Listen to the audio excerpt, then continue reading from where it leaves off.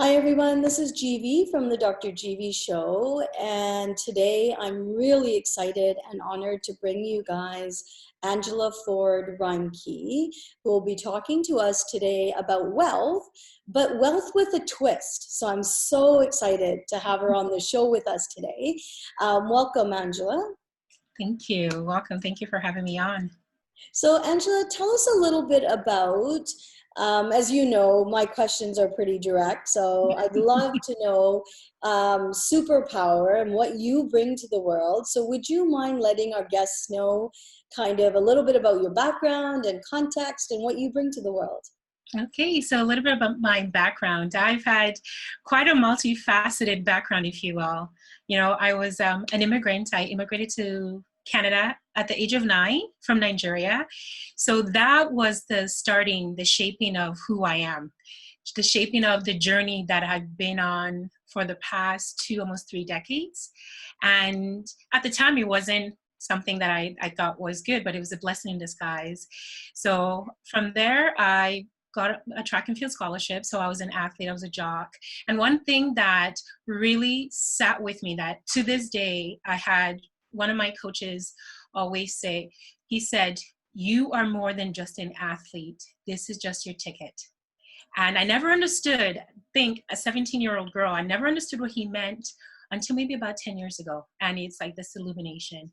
And so for me, track and field was my ticket to scholarship. Went to Purdue University, both as an undergrad and in graduate school, did my master's in biomechanics and health and kinesiology.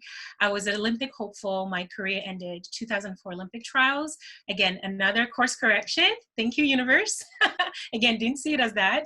But looking back, it really was building me. It was the foundation of who I am today, as the healer I am today. All of these points set me up. And then once the Olympics ended and I had to figure out what it is I was looking for, spirit started talking to me more. And then from there, I delved into biological medicine, health and wellness. I was an athlete. I was competing fitness and bodybuilding. I trained on a national level, but something was missing. And now, knowing what I do know, it was that inner connection with my higher self, my purpose. Because my purpose to me was always as an athlete, but the universe and spirit had something else. And it took the training ground. And that's how I look at my athletics and my schooling, as a training ground for something bigger. Mm-hmm. And so that's what led me to here. So what is my superpower and what do I see as my gift to this world? Growing up, failure was never an option.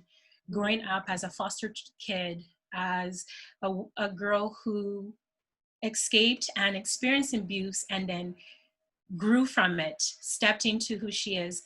Failure was always something I told myself that failure was not an option.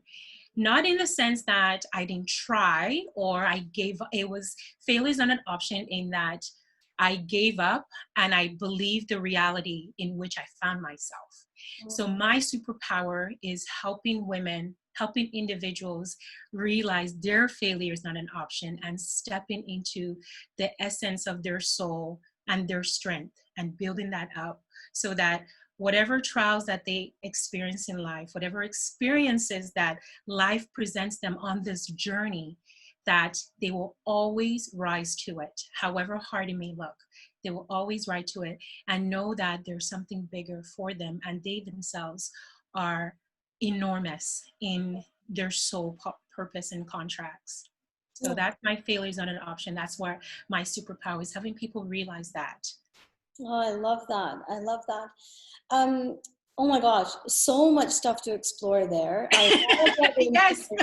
I want to totally get into the topic of the ticket, because that's, it's like, what did that ticket manifest? But before I talk about that, I want to say that an athlete, you've got the science background, and yet you use the terminology "spirit spoke to me." Now, quite often, in leadership, that terminology is not used. Very rarely do you hear, businesses talking about soul, spirit, connection, interconnection, because we've been driven by profit margins in business, in business for so long, revenue, profit margin, those kinds of things. And I'm of the opinion now that COVID is going to change how we look at leadership. Like leadership will Indeed. not be the same anymore. Indeed. Especially in relation to the topic of wealth. And when I think wealth in my micro thinking is money, money, money, revenue, revenue, revenue. And it seems to be this ongoing thing that I've dealt with most of my life. And there never, Angela, seems to be enough money to do the things that I want to do. And I know that there's so many women out there that are business owners, entrepreneurs, that get stuck in that same place around money generation. So one of the things after I want to hear more about, when Spirit spoke to you, but after that, I'd really like to dwell into what does that wealth mean to you? Like, what does that word mean to you? But before, would you mind sharing with the audience when you say Spirit spoke to me? What does that mean as an athlete with a science background? Like, what does that mean to you? That's a very interesting question, because that was one that I struggled with for many years. And so when I say Spirit spoke to me, there is the one aspect of Spirit actually seeing the essence of beings speaking to me. The other side of the coin was my higher self, that inner knowing. So as an athlete, when it came to visualization, when it came to meditation, I did walking meditation, in the sense that meditation to me, when Spirit came, wasn't you sit in the lotus position, you have your mudras and your mantras. For me, Spirit showed me positive affirmation through visualization. So I would see my entire race. And for me, I did the heptathlon. So that was 7 events. I had to get ready for 7 events. Every single event was a new opportunity for me to regroup. So Spirit always came to me. And there was always a couple of events that I knew, like, ooh, Spirit's about to come in hard, because I have a love-hate relationship with this event. But those events that I had the love relationship with were the events that were the most shaping, and they were the ones that illustrate Spirit more. So Spirit showed itself to me in 2 ways. There's a facet of me actually being able to see energies and see the aura, and so that aspect Spirit showed me. The other part of Spirit as an athlete that I understood back then was this inner knowing. There'd be a voice, there'd be this sensation in my gut. And then when I visualized my races, and when I visualized each of my events, it was that Spirit had already showed me what can transpire. And so that was the image that I played over. I would go over every hurdle as I played. This is how I needed to snap down my leg. Every starting block, this is how I needed to push off. Every long jump, I had to hit the board at this way. So Spirit would actually take my physiological body through the motion in my mind's eye. And I didn't know at the time, 18, 19, 20, 22, 23-year-old, that was what that was. And then now at 38, I can conceptualize it and then time travel back and see, okay, so that's what Spirit was. It was showing me what I was already capable of doing. And it literally walked me through it, because the physical body and physical vessel had trained for it. My body knew what to do. It was my mind that determined whether I crashed in a hurdle or I ran a perfect race. That is, you remind me of a story, and the story is that a man asked 3 blind men to feel an elephant and tell him what it was. And one man felt the leg and said, it's got the strength of a tree trunk. It's got to be a tree trunk. And the second one touched the tail and said, this has got to be a rope. It's a rope. And the third one touched the ear and said, it's got to be a fan, because the ear feels like a fan. Now, the interesting thing was that all 3 of them did not have the complete picture of what the true essence of the elephant was. And so when you talk about this race, it reminds me of, the possible 3 things that need to come together for us to understand the truth of the elephant, that it's not about just the leg. It's not just about the the tail. It's not just about the ear. So it's not just about the visualizations. It's not just about the practice. It's not just about, you know, how motivated you are to win the race, but there's got to be that magic formula that comes together. And yeah, I'm getting goosebumps now. Crazy. Right? Me Yeah. too. Woo, see, Like spirit is with us now. like, yeah, how wild is that, right? As I'm listening to your story, I'm like, it, you know, it feels like when you were preparing, even though it was a very physical experience, but somehow you were experiencing the magic of all three of those things coming together. Absolutely. Absolutely. Yeah. And at the time, I just had a knowing. I really can explain it because, you know, part of the wisdom of growth and ascension is going through the experiences. Hmm. And at the time, you may not be able to conceptualize it in the way that we're conversing now. Hmm. But spirit always knew, my higher self always knew. I just had to catch up to it. Yeah, absolutely. So, Angela, walk me through how, like, let's continue with the ticket, right? So, Yeah. when you think of that experience and recognizing what you had to do to prepare for that experience, how did that prepare or not prepare you to be in business as a female? Well, that ticket, literally, that was my first true, okay, rephrase, I'm going to back up. My second true um, connection with wealth, because the scholarship had a monetary value. Mhm. So the university had invested a monetary amount for me as an athlete, and my talent was being monetized. Ah, And interesting. so I was a student athlete. The student for me was my ticket to higher education. The Mhm. athleticism was my ticket for me to attain the higher education. So energetically and physically, my God-given athletic talents and abilities were being monetized. And for a long time, I was not in congruency with it. But I always knew deep down that track and field was going to be my ticket out of the foster system. It was going to be my ticket out of, I'm not good enough. It was going to be my ticket out of, you were sent away. So I knew, I learned from a very early age Mm. that my athletic ability was going to be monetized.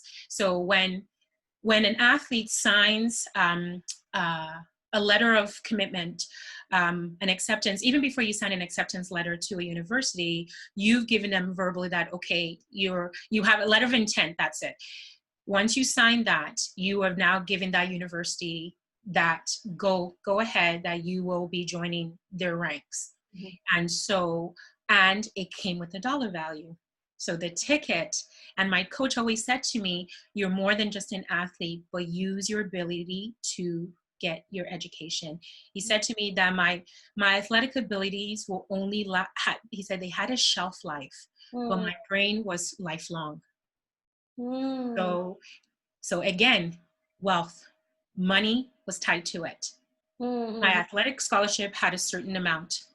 And Mm. being an international student, I went to school in the US, there was an added monetary amount. Mm. And in being a full ride scholarship, there was an added.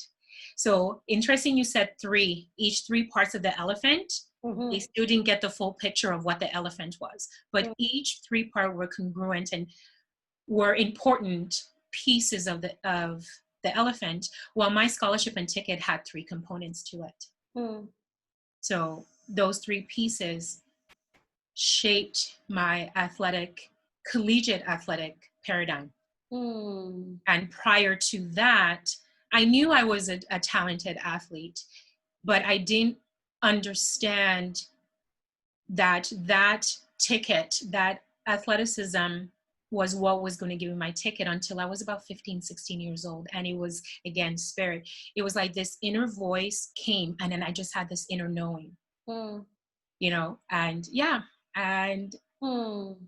it just, and it sort of just laid out.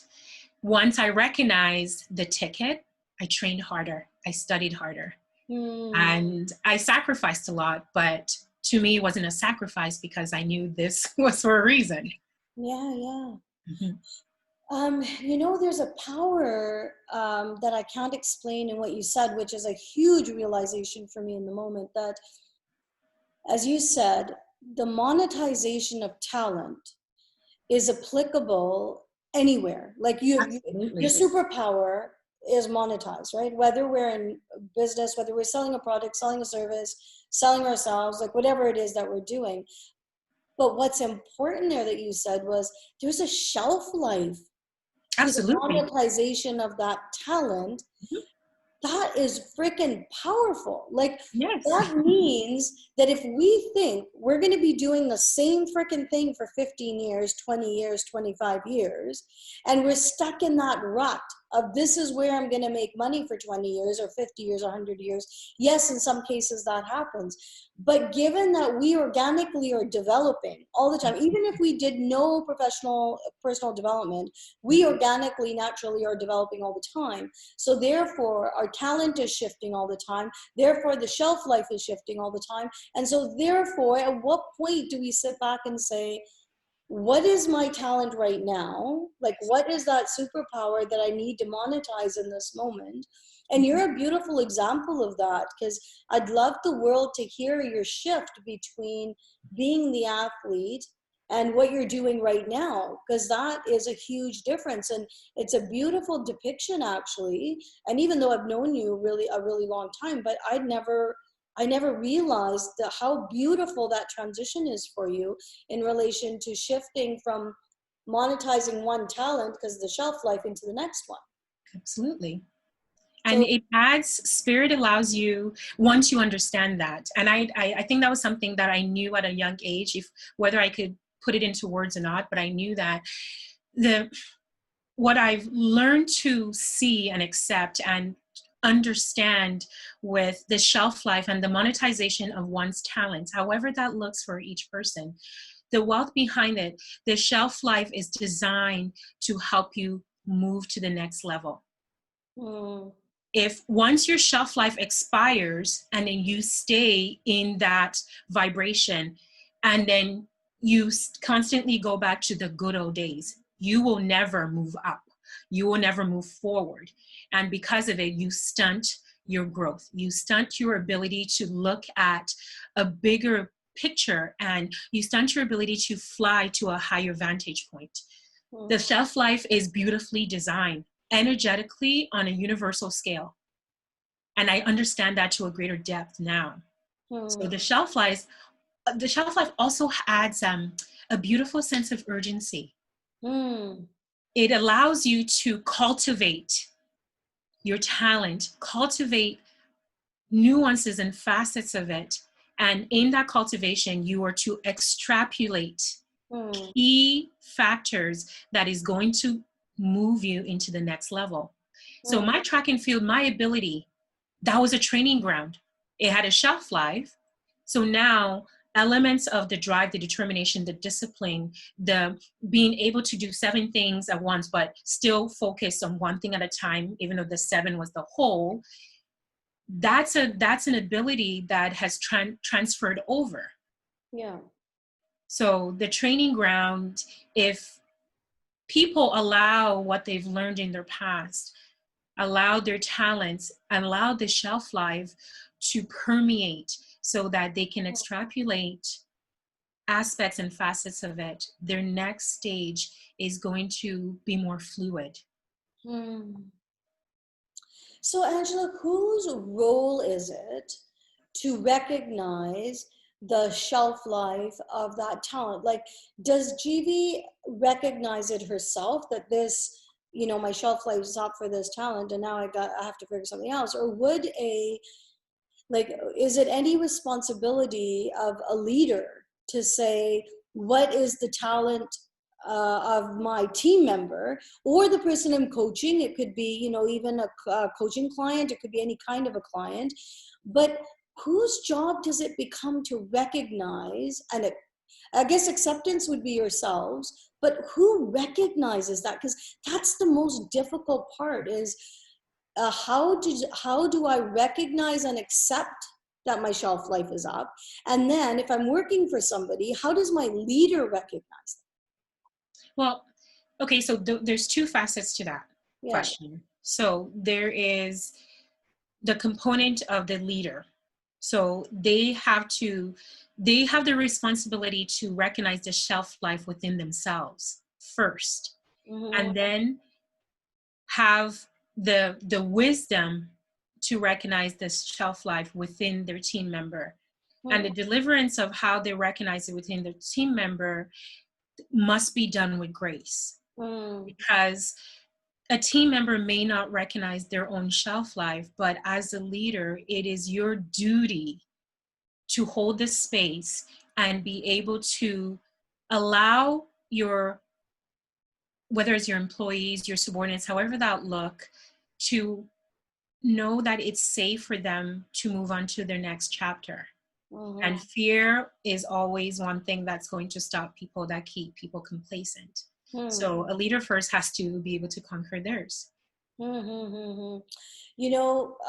Thank you, because bringing that to the forefront around, I think that's how leadership is changing now. The demand on leadership is going to really be around the self-governance. It's going to be like one of the things I think you've heard me talk about as well, that Mhm. the whole premise of this show is to build that self-sovereignty in leadership, and to be Absolutely. able to say that you need to be able to function as a self-sovereign nation within yourself, which means having emotional control, communication control, knowing where you are, the wisdom to know where you are. So I love that you're saying that the leader must first know their own shelf life. Because if they're able to recognize that, then they'll be able to recognize that in other people. And there's two things I think. A leader has to be so solid in who they are. Their core has to be so strong that they don't feel vulnerable recognizing somebody else's shelf life. Because I could see that. I could see a leader thinking, oh, I'm not going to tell them that their talent is surpassed now, because that means I don't have another role for them here in this business, and they might go work somewhere else. And as you said, it ties into the fear of, will I lose my team member? Because they're, outgrowing their roles. Like many people in HR talk about outgrowing the role, right? Versus recognizing, and as you said, having the wisdom to say, okay, GB, you've outgrown your role here, and this is where I think you would go and just have a conversation about Absolutely. And remember, the universe will mirror to us what it is that we either, one, need to change within ourselves, we need to recognize, or we need to make peace with. it. Those three things. So part of the shelf life is recognize all three. They're synergistic. Hmm. So being able to, one, see that within ourselves and within any leader, CEO, manager, however that looks, Hmm. once you're able to see that within yourself, and not just see it but accept it, it's that surrender. And Hmm. you and I, we've talked about surrender many times, Hmm. and a lot of people think of surrender as giving up. No, surrender is coming into terms, but surrender is also grounding. Surrender is rooting yourself to, okay, this is happening, how do I move through it, what is the lesson I'm to learn from it? Hmm. That is coming from the soul lens. Hmm. So it's really, it's for, okay, I'm going to give you a small little story to illustrate that. So for myself, I'd worked for a company for about 10 years. I did sales, biological medicine, medical devices, and I was good at what I did. I could speak the language with the doctors. I could speak the science behind biological medicine, the milieu, the terrain of the body, the body's matrix, how it works. And I could speak to them on how each devices will affect different fabric of the cells of the body, the microenvironment. And so I knew 3 years prior to me leaving, I knew my shelf life was coming, but I was scared. Hmm. And things would happen. Universe would be like, okay, here is another challenge, here's another thing. When are you going to surrender and allow what's to unfold so you can move through to something else? Hmm. And it took 3 years for me to finally surrender.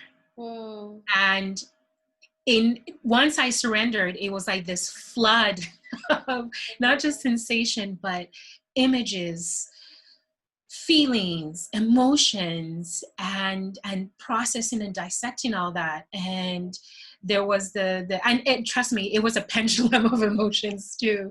It was the emotion of, I've given this company all these years and this is how they treat me.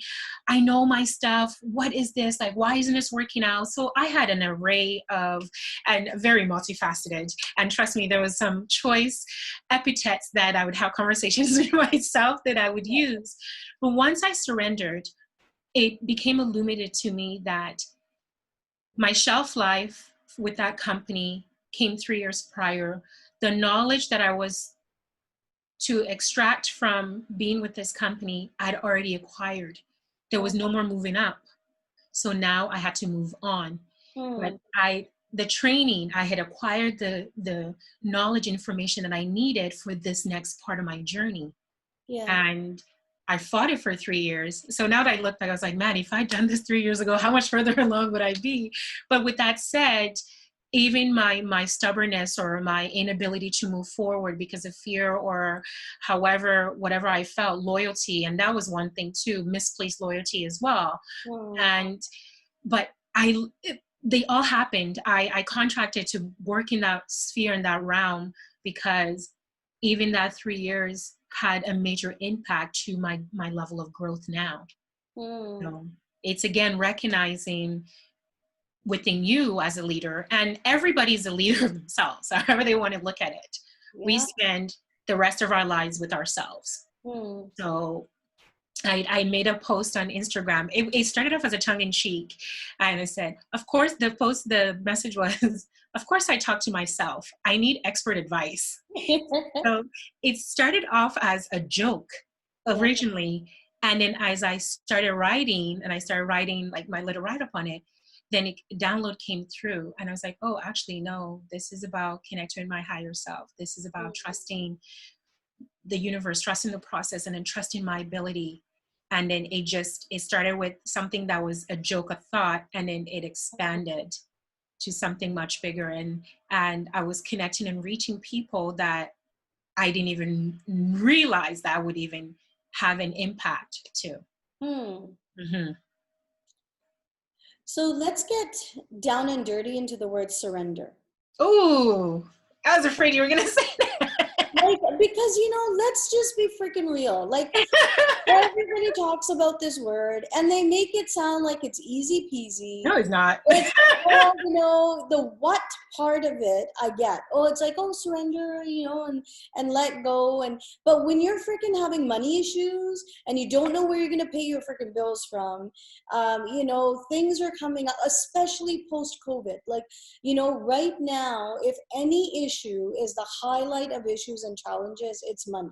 Whether you're a business owner, whether you're staying at home, whatever your scenario is, anywhere you look right now, money is a topic of conversation. Absolutely. Now, the money topic conversation can either go two ways. One is, some people are getting money that shouldn't be getting money, and so therefore are utilizing it for, perception of wrong things.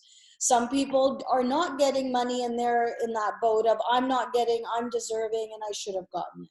And then there's, of course, business owners right now who are looking at cash flow and trying to keep their businesses afloat. Now, when somebody says to me, GV, surrender into that, I want to frickin' pull my hair out.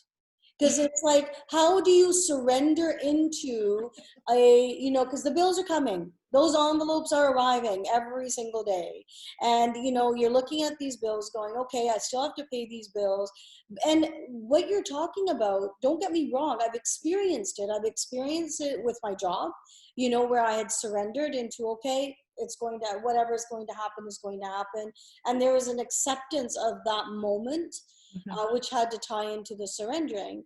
And then in my relationship, the same thing. There was a surrendering into the aloneness and being alone. And then the relationship manifested. So I get that. But it's taken freaking 2 decades for me to recognize what that feeling feels like when you surrender. So given the situation that many of us are in, well, let's start with you first. Let's talk through what worries, what has in the past worried you the most about money? Like, have you had money worries? Oh, yes. And the biggest thing for me with my worry with money was I was never good enough to have money. And when I did make money, it didn't stay long. And it's not that I'm irresponsible, it's not that I'm a gambler, it's just money. I couldn't seem to keep the bloody thing in Yeah, my hand. exactly. Like, what, like I just got it and boom, it's gone. Like, but I didn't even do anything. It's this never-ending treadmill. Yeah. Right? Yeah. Mm-hmm. And you know, the interesting thing, I'm interesting thing is you had said something to me, God, months ago now, if I could retrieve it. You had said to me that you don't get to not step into your potential. And I don't know if you realize that what you had said to me all those months ago was that catalyst. Mm, And up until 6, 7 months ago, I still had fear about money. I still had this sense of I'm not good enough about money. Yes, I was making money, but it wasn't the kind of money I wanted to make. mm, And that phrase that you said to me, I haven't told you this, but mm, it was at this shift. mm, And it was like, I know I'm going to bring it back to spirit. It was like, what you said was a sign from spirit for me to listen. mm, It wasn't getting through other ways. So they're like, okay, well, we're going to try a different tactic. And the way you said it, and you said it so matter of factly, mm. and it just kind of went on your way. I was like, whoa, hold up, wait. I did this. I was like, did she? Oh my goodness, she did. Okay. And I probably sat in that for a month processing and dissecting. And you write about surrender and money, surrender. One thing that I've learned about surrendering is that you let it be what it is, but you still continue to do actions that will still generate income, will still put a roof over your head, but without veering completely off course Mm, or nor completely halting yourself, because mm, some people get so stuck in the worry of money that there's this inability to do anything. mm, And then you have those individuals that will just be like, well, I'm going to create this I'm like, okay, well, wait wait, there's still a balance. There's mm, still a balance. You're sitting on the seesaw. So money is money is a vibration. mm, And the amount of money each of us make, the amount of money each of us see, is the story of the vibration we've bought into. mm, So, you know, when somebody sees a very wealthy person, well, for them, they're on a different vibration with money as an energy than somebody who doesn't. mm, One can say it's part of their life lesson, the karmic, however it looks, but we all have um, a vibrational level that we align with money. mm, And regardless of COVID is just illuminating on a different angle. mm, And COVID is showing us if we're really ready to move out of that vibration. interesting. Because if we don't, then we're just going to perpetuate the cycle, and that solidifies where we're going to stay for the rest of our lives. I Mm, know it sounds ominous and like, oh my gosh, no. It's that we're in this transition to make a decision, to make a choice, to surrender. So money is just an energy. If we surrender okay, money, you're an energy. How do I make more of you? And how do I clear my belief about you? mhm, So one of the things that I had to get clear with money was that I didn't feel I was worthy of money. mm, And I felt my energy towards money was I didn't trust money. mm, Well, and then money spoke back to me. Well, if you don't trust me, then I'm not going to hang around. Just like a friend. If you don't trust a friend, why are they going to be your friend?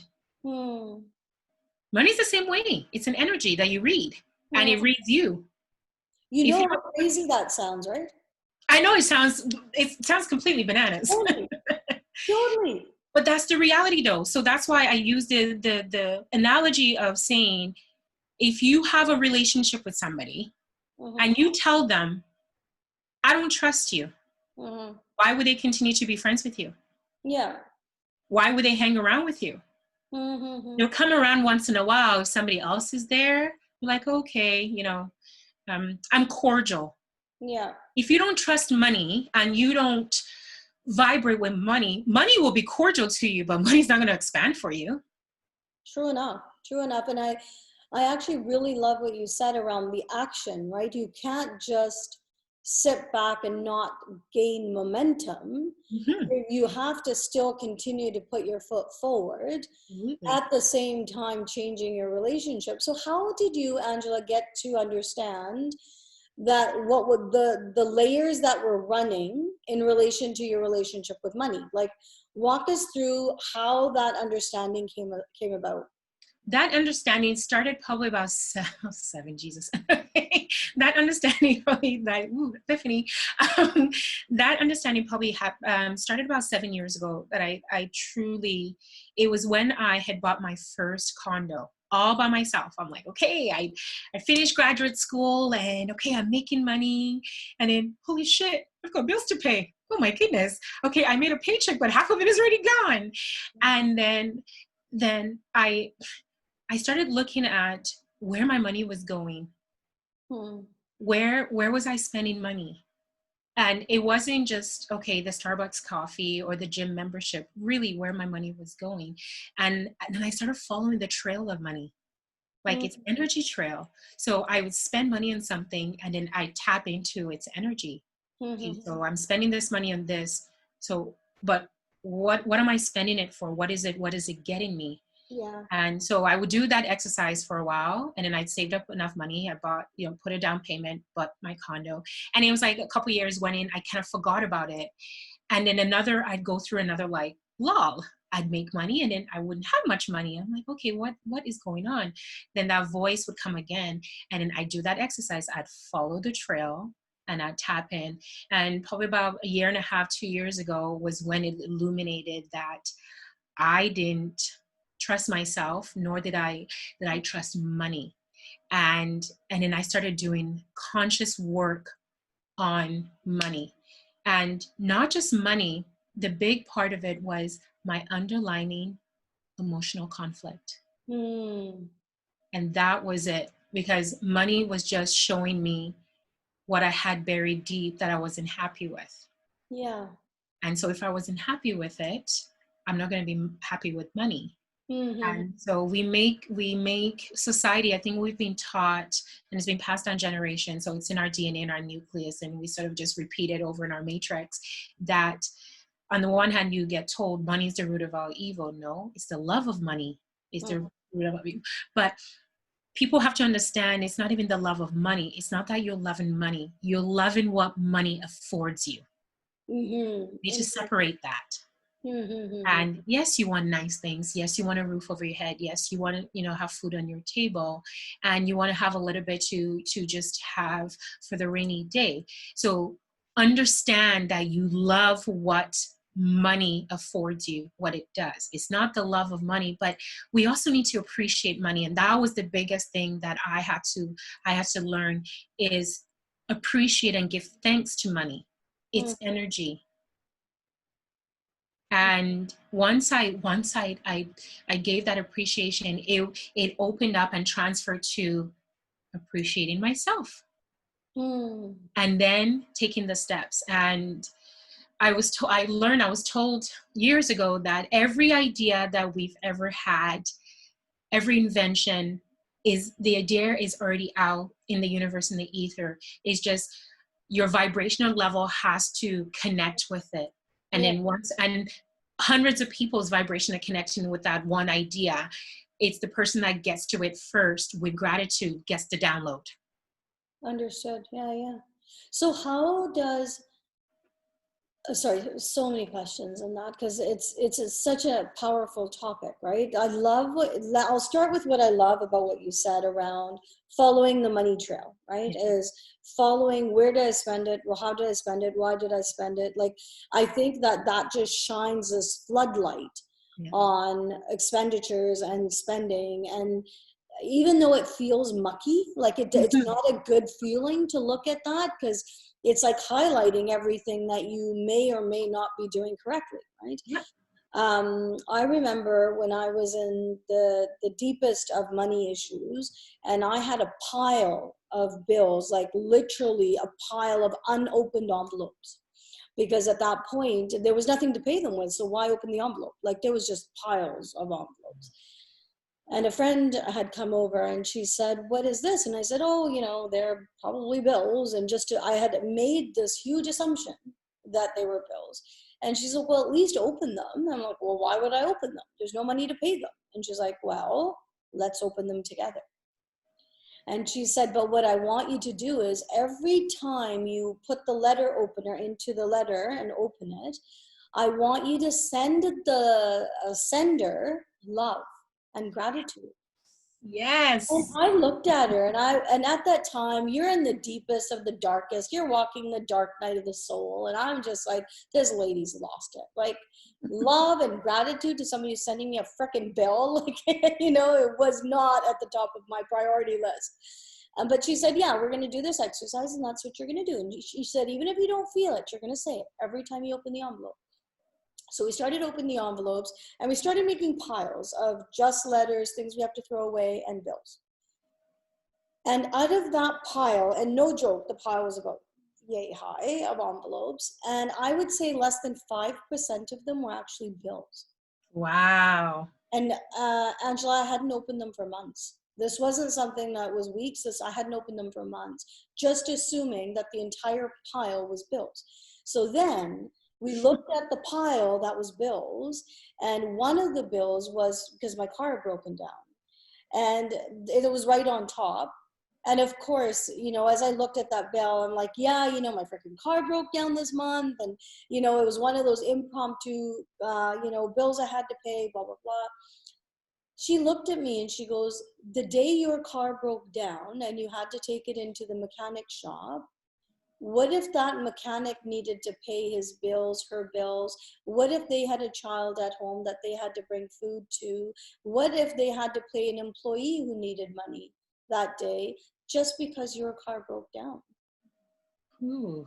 And I stopped for a moment and she's like, "GV, when we're paying bills, you have to," and she didn't say it in the way that you said it around, following the trail, but she said, "You have to recognize that you are contributing to the economic wealth of your community, your city. Yes, things happen and they're shitty. Like, it happens, you don't have the money to pay the car bill, whatever it is, that I get that, it's shitty. But can you recognize that when you pay your hydro bill, when you pay your gas bill, when you pay the city bill, for schools and for roads, can you feel into what you're creating for your community? Can you feel into that there's a mechanic somewhere that you just supported? Can you feel into the fact there's a teacher somewhere that you support when you pay the city bill? That, there's a garbage truck driver somewhere that you support when you pay your city bill. And Angela, I have never looked at bills the same again. Like, it was such a mind altering feeling of, wait a minute, like everything we feel so negative about in Yeah. relation to, the bills are piling up and blah, blah, blah, all of a sudden starts to shift around building in a small part economic wealth. Mhm. And so your following the trail reminded me of that story of, in a different way, that's what it was. It was energetically, like, I know it's not everybody's going to want to hear the energetic trail of money, but you're right. The reality is there's a certain vibration. So that brings me now to my question of vibration. So if there is a vibrational frequency that I'm missing, like, say if, there's this collective consciousness somewhere up there that I need to connect to, how do I prepare myself to actually be that frequency so that I can be the person that downloads it? You're not going to like this answer. It starts with surrendering. Of course it does.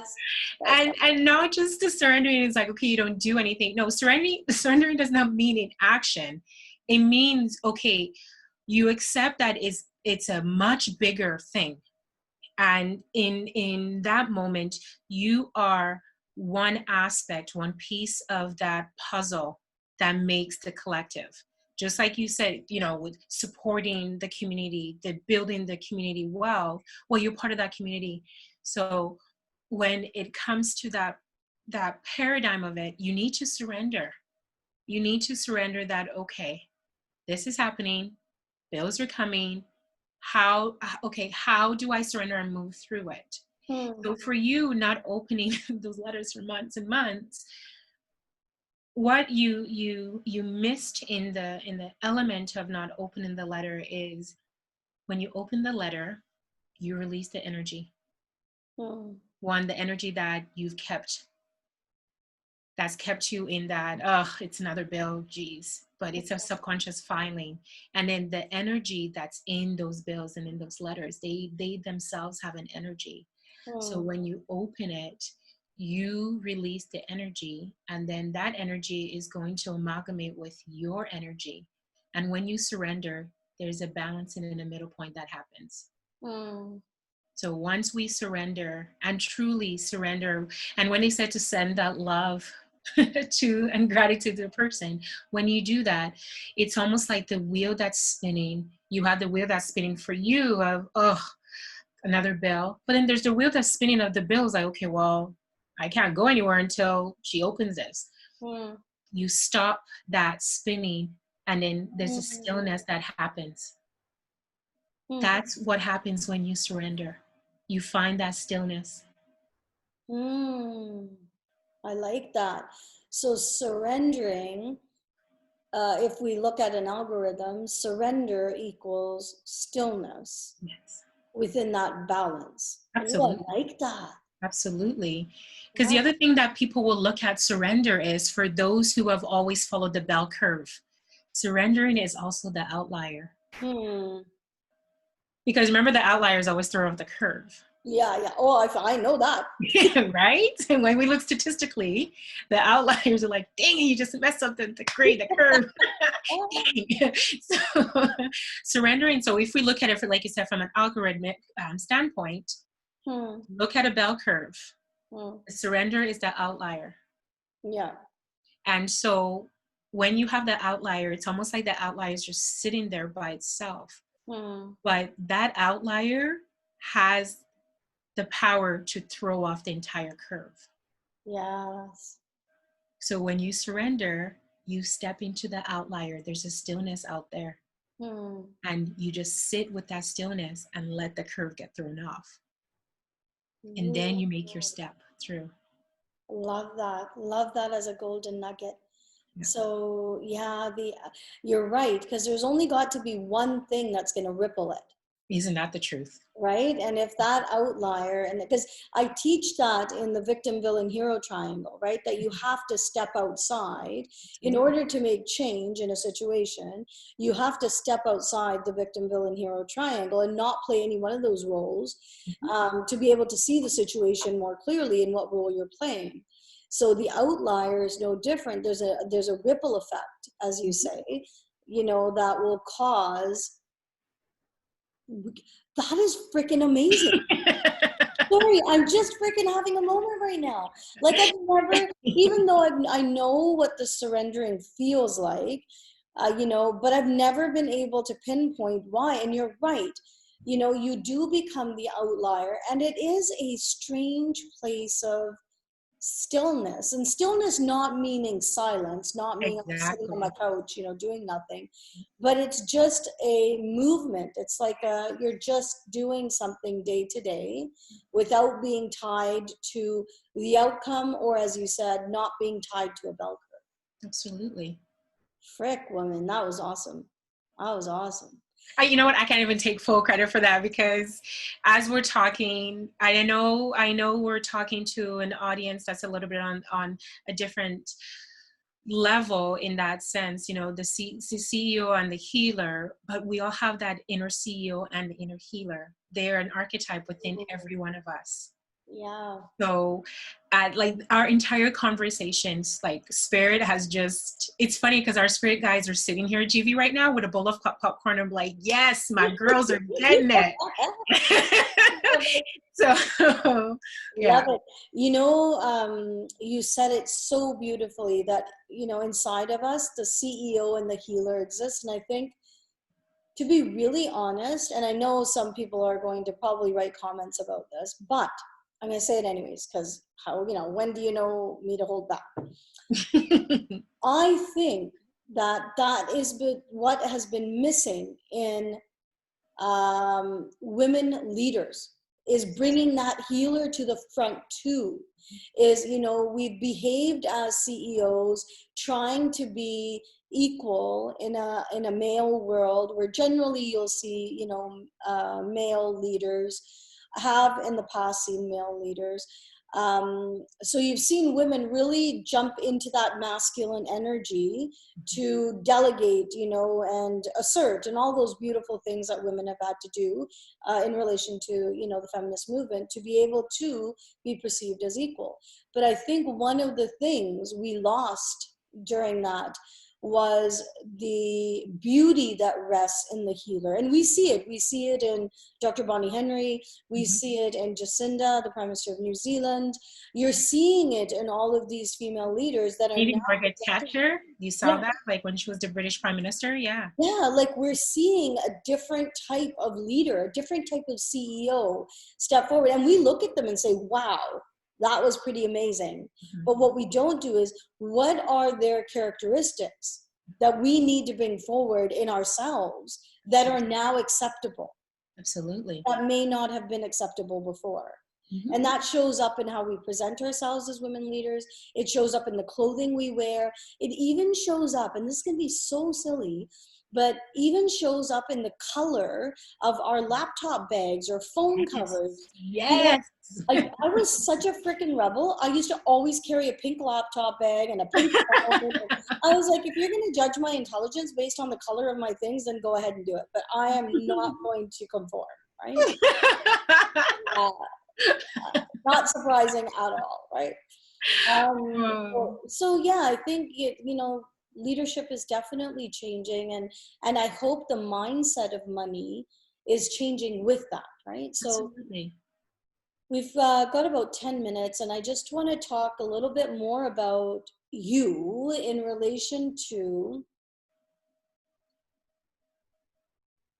not only, of course, we'll get to the logistics of, how does one get a hold of you? How do people work with you? Because that's really important, because the whole idea of this program is to make sure that we're bringing the CEO healer heart forward in business women. And I know you're a business owner as well, and you know what the trials and tribulations of running a business, especially now, are. But I want to hear more about what kind of a person comes to see you. Like, what are they feeling? What kind of pain do they have? And I don't mean physical pain. So when a patient approaches you, what is going on for them?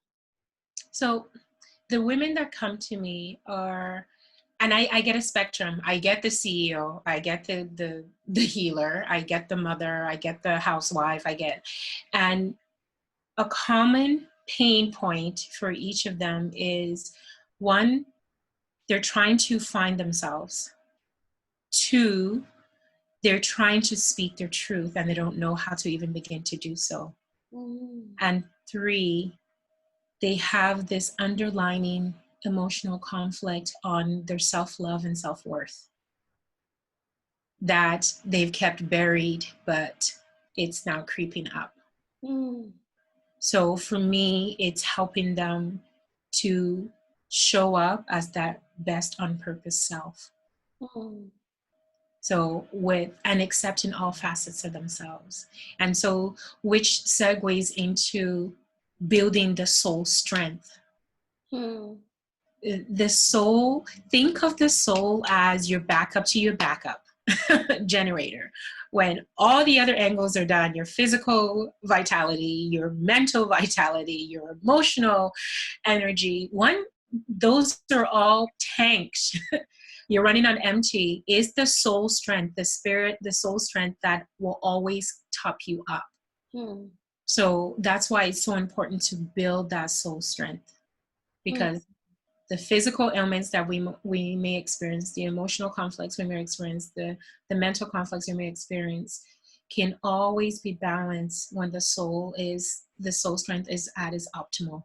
And it will always lend you power to bring the resonance to its homeostasis. And does somebody come to see you that has all of that? Like maybe somebody is in the place of, yeah, I got this, right? And so what would that person be thinking when they come to see you or feeling? So that, yeah, I got this. Now, often the, yeah, I got this individual is now 80% of the time, actually even 90% now, is they're now on the spiritual journey now. They've checked all the boxes. Now, university is like, okay, now we need to grow this part. And for them, everything's checked. Life is good. Money's coming in. They're fit. They're healthy. They got a good job. There's something missing. That something missing is that inner. That's the soul right there. And working with those kind of people is so, for me, working with all these individuals and facets is very rewarding. There is this illumination and this beautiful coming of age that happens with yeah, I've got this, because when they open up and transform and embody their spiritual self, all the other self light up even more, and now they have the soul to blanket it. Yeah, and for me, as you know, my life is a freaking open book, and so of course I see you as a patient as well. And one of the things that was interesting for me, it was like I got this spiritually, but physically my body was falling apart. Yeah, that was very interesting, right? I was the opposite of that in relation to, I could hover up here very well, but when it came to the physical body, you know, there was a breakdown because of the non-acceptance of the physical body. It was like, yeah, I don't really need you. I got shit going on up there. Yeah. And so, you're vibrating way too high for that physical body. Exactly. Yeah. And so here's my question. Well, it's my second to last question. What do you say to somebody who's watching this that thinks this is just all woo-woo stuff? Because you're an athlete, right? Science background. Like, lay it out there, girl. Like, for somebody who thinks this is just woo-woo stuff, what would you say? Oh, okay. Somebody that says that is all woo-woo. Well, I have a bachelor's, I have a master's, and I have a PhD. It's all science. And even with the science, spirit always, everything that science has, spirit can confirm. Think about quantum physics. Think about quantum healing. Even go back to these brilliant minds, Galileo, Newton, Einstein. They were all men of faith. Yeah. I'm not talking about religion, I'm talking about spiritual faith. Agreed. Tesla, yeah. Energy. Yeah. So if you think it's all woo-woo, I'm going to do a little example, a little exercise for you to feel energy. Rub your hands together for about 10, 15, 30 seconds would be even better, but for the sake of the time that we have, we'll do 10 or 15. And then stop, and then hold your hand a couple of inches apart and feel the vibration. Go closer and then pull it out. See how you feel the energy as you come closer and as you go further, and try to expand the energy out. We are all energy. And if you take a moment, science is catching up to it. Oh, interesting. And all of these brilliant minds from back in ancient times, even now, they've always known that there was something bigger. There was a force bigger. And the one science, biophysicist and quantum physics, is now quantifying energy. So, and then when we look from the physiological, nutritional standpoint, Hippocrates says, the doctor of the future will not be prescribing medicine, but food as medicine, food as energy as well. So, all right. So, our closing question. drum roll, please. That was my really crappy drum roll. Just saying. Approximately 7.5 billion people's ears you have right now, and you have 1 to 2 minutes to say something. What are your last words? Oh, I was afraid of this question. Okay, there's a couple of things I would say in wrap on. I've said it before, failure is not an option. Realize your potential and be audacious in your conviction. And 2, follow your heart and take your head with you. Your heart is your compass. Your head is just your grounding point. Very nice. And one actionable small step that somebody's listened to this, podcast or seen this video, what is one small step that I can start doing tomorrow that takes me towards the audacious potential, failure is not an option? Set a timer for 5 minutes, 5 minutes, and don't compromise. Write down everything that you've ever wanted to do and accomplish. And then once the 5 minutes is done, stop the timer and then put from 1 to 10. 1 being you can't accomplish it in 6 months. 10 being you can. And list all of them, select one, and start moving towards it. Just select one. Angela, I don't know where the hour has gone. Oh my goodness. We could talk on so many topics, and I absolutely love talking to you as a friend, as a patient. It has been an amazing journey working with you, and I wouldn't have had this journey with anyone else. So thank you for being my practitioner. Thank you for being a friend. Thank you for being a counselor, a coach. Like, it's almost like whatever role you need to play, man, you just walk into it. So thank you for that. And thank you so much for being on this show. I'm really honored that we kicked off the show with you, because I knew this is going to be the best topic ever. I think I'd love to continue these conversations with you in the future, because I'd really like to get into the difference between money and wealth. Yes. Because I know that one of your quotes that you love is around, that health is wealth. By Gandhi, and I'd love to really get into that as well, because given the work that you do, I think it's a really important topic for us to bring women as well. Absolutely. So thank you so much for being here. And thank you for having me on. It truly was an honor and a privilege for me as well. And likewise, I have high regards and respect and much love for you too. Thank you. I'm going to just stop the recording here, but you stay on, and I'll chat with you. Thank you, everybody. Again, we will probably see you in a couple weeks' time with another guest, and I hope that you loved Angela's talk today. And we will have all of her contact information at the bottom of the screen, so you guys can contact her at any time. And I know that you will love her to pieces if you ever make the choice to go see her as a patient. All right, have a really nice evening, everyone, and I look forward to seeing you guys again. Bye. See you guys soon.